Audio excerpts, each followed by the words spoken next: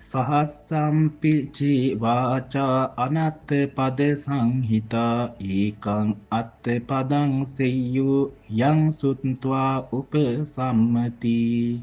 සද්ධා බුද්ධ සම්පන්න කාරුණික ගුණගරුක සත්පුරුෂ පින්වතුනි, අනර්ථ සිදු කරන පදවලින් වචන 1000ක් කතා කරනවට වඩා යම් වචනයකින් කෙනෙක් සංසිඳීමට පත්වේ නම් එබඳු වචන අර්ථවත් වූ සප්පාය වචන එක වචනයක් වුණා බොහෝ වටිනවා.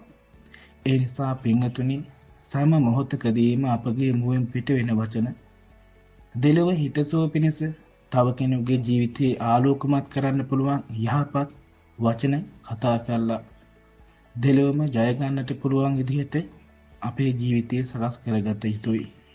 සෑම මොහොතකදීම අපි කතා කරන වචන සිහිය ඇතුව බොහොම හොඳ ප්‍රිය වචන කතා කිරීමට අප සියලු දෙනාම වග බලාගත යුතුයි.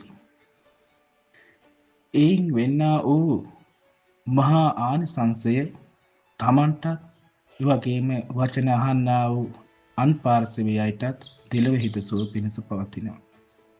තෙරුවන් සරණයි සියලු දෙනාටම.